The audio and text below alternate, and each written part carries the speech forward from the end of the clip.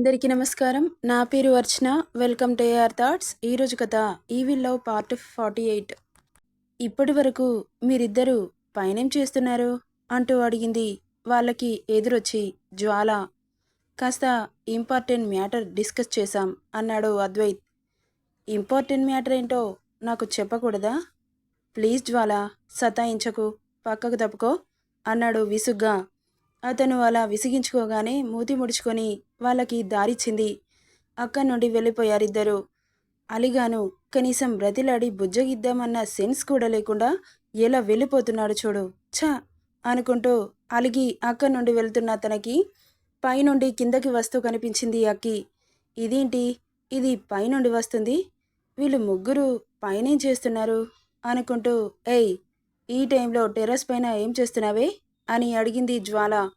నీకెందుకు, నేనేం చేస్తే అంటూ పొగరుగా చెప్పి అక్కడి నుండి వెళ్ళిపోతున్న అక్కిని చూసి కోపంతో, ఎంత పొగరే నీకు అనుకుంటూ చిటికేసి, ఏంటే అడుగుతుంటే చెప్పకుండా వెళ్ళిపోతున్నావు?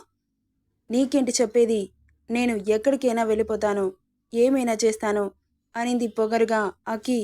అంటే నా ముందే పొగరు చూపిస్తున్నావా అని నడుముకు చేతులు పెట్టుకొని తన మీదకి పోతూ అంటుంటే, ఏంటే మీదికి వస్తున్నావు, కొడతావా ఏంటి అవసరమైతే అనింది జ్వాల. కొట్టవే చూద్దాం. నిన్ను కొట్టాలంటే నాకు రీజన్ కావాలి, కానీ ఇప్పటిదాకా ఎక్కడ చచ్చావో చెప్పు. నీకు చెప్పాల్సిన అవసరం నాకు లేదు. అబ్బో, మరి ఎవరికుంది? వెళ్ళి నా బావని కనుక్కో, చెబుతాడు అని వయ్యారంగా చెప్పి అక్కడి నుండి వెళ్ళిపోయింది ఊపుకుంటూ అక్షయ. అక్షయ్ మాటలకి అద్వైత్ మీద కోపం వస్తుంటే రోషంగా అక్కడి నుండి వెళ్ళిపోయింది జ్వాల. ఏమైంది, డిన్నర్ చేయలేదంట? నాకు ఆకలిగా లేదు. అదే, ఎందుకు? ఎందుకేంటి, నాకు తినాలనిపించలేదు అంతే. ఆకలిగా లేకున్నా తినాలి, పద. ఏంటి తినాలి? నాకొద్దు, నేను తినను. అయినా తమరు బిజీ పర్సన్ కదా, నా దగ్గరికి వచ్చి ఇంత టైం వేస్ట్ చేసుకుంటారా? మీరే వెళ్ళి తినండి అంటూ మూతి తిప్పేసింది.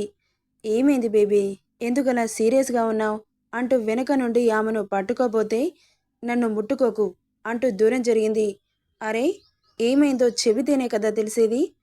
ఆహా, ఎక్స్ప్లెయిన్ చేయాలా మీకు? నేనెందుకు చేయాలి? నేను చేయను. మీ పర్సనల్ మ్యాటర్స్ అన్నీ నాకు చెబుతున్నారా? నా పర్సనల్స్ మీతో చెప్పడానికి అంటున్న ఆమెను అయోమయంగా చూస్తూ, పర్సనల్స్ ఏంటి అని అడిగాడు. ఎందుకు లేవు, మీ మరదలితో చాలానే ఉన్నాయి టెర్రస్ పైన అనింది. ఓహ్, దాని గురించి మాట్లాడుతున్నావా? అసలేం జరిగిందంటే నాకేం చెప్పొద్దు, నేనేం వినదలుచుకోలేదు. పోండి ఇక్కడి నుండి అంటూ చెవులు మూసుకుంది. నొసలు ముడేసి చూశాడు. జ్వాల, ఏంటి చిన్నపిల్లలా చేస్తున్నావు అంటూ ఆమె చేతులు విడిపించడానికి ట్రై చేస్తుంటే, నన్ను ముట్టుకోవద్దని చెప్పాగా అంటూ విసిరికొట్టింది. దీన్ని ఇలా కాదు అంటూ ఆమెను గోడకి లాక్ చేసి అటు ఇటు కదలకుండా చేసి, ఏంటే ఊరుకుంటున్నాను కదా అని ఎక్కువ చేస్తున్నావు? నేనేం చెబుతున్నానో వినవా? అవసరం లేదు, నేనేం వినదలుచుకోలేదు. చంపుతా, ఇలా మాట్లాడి నా కోపం తెప్పిస్తే చంపేసేయండి, మీకు నా గోల తగ్గిపోతుంది అనగానే చెంపపై చిన్నగా స్లాప్ ఇచ్చి, ఆర్ యూ మ్యాడ్? ఎందుకు ఇలా బిహేవ్ చేస్తున్నావు? మరి ఇంతకుముందు అడిగితే పర్సనల్స్ అన్నీ నీకు చెప్పాలా అన్నారు, ఇప్పుడేంటి మాట మార్చారు? అరే, అప్పుడంటే మిశ్రా ఉన్నాడని అలా అన్నాను. ఉంటే ప్రాబ్లం తనది కాబట్టి చెప్పలేకపోయాను అనగానే కళ్ళు చిన్నవి చేసి చూసింది. ప్రాబ్లమా? ఏం ప్రాబ్లం? తను అక్షయ్ని లవ్ చేస్తున్నాడు. ఆ విషయం నాకు తెలుసుగా, ఇందులో పర్సనల్ ఏంటో అది కాదే. చెబితే వింటావా, వినవా? తిన్నగా చెబితే ఎందుకు వినను? అయితే విను.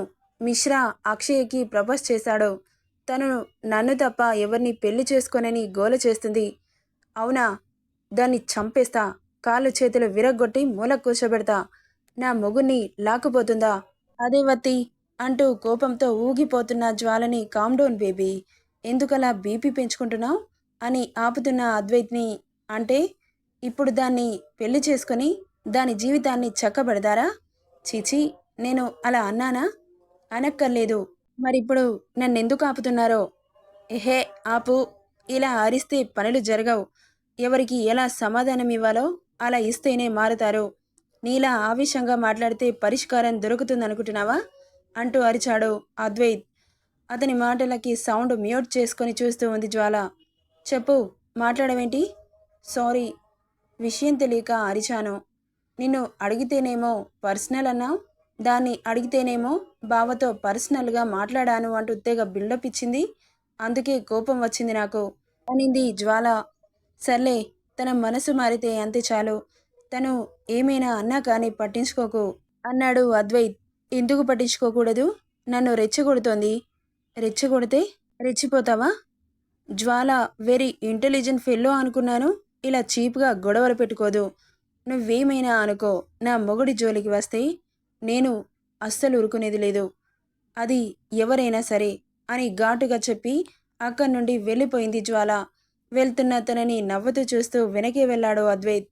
వెళ్ళి జ్వాల పక్కన కూర్చుంటూ, ఏంటి చెప్పకుండా వచ్చేసావు?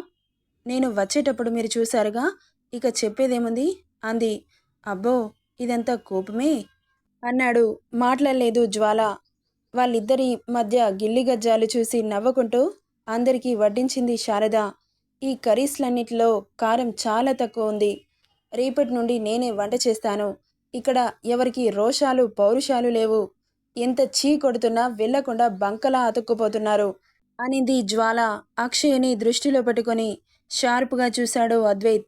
జ్వాల మాటలకి తల తిప్పి చూసిన ఆమెకి అద్వైత్ అలా చూస్తుంటే భయం వేసి సైలెంట్ అయిపోయింది. అద్వైత్ కోపంగా తినేసి అక్కడి నుండి వెళ్ళిపోయాడు. ఏయ్, ఏంటే ఎక్కువ మాట్లాడుతున్నావు? నాకే కదా రోషం పౌరుషం లేనిది. ఈ ఇంటి మీద పడి తింటున్నాననేగా. ఓకే, ఆల్ రైట్, నా వాళ్ళు ఉన్నారు అని వచ్చాను, కానీ నువ్విలా అవమానిస్తుంటే చూస్తూ కూర్చోలేను. ఇప్పుడే ఇక్కడ నుండి వెళ్ళిపోతాను అని తినేదెలా హ్యాండ్ వాష్ చేసుకుని తన రూమ్కి వెళ్ళిపోయింది అక్షయ. తను అలా వెళ్తుంటే ఆశ్చర్యంగా చూశాడు మిశ్రా. బ్యాగు సర్దుకొని బయటకు వచ్చి, అత్త, నేను ఇంట్లో నుండి ఇప్పుడే ఇక్కడ నుండి వెళ్ళిపోతున్నాను. మాటలు పడుతూ ఉండడం నాకు చేత కాదు అంటూ వెళ్తున్న అక్షయ్ని చూసి, ఆగో అన్నాడు అద్వైత్. ముందుకు అడుగేసేదల్లా అక్కడే ఆగిపోయింది.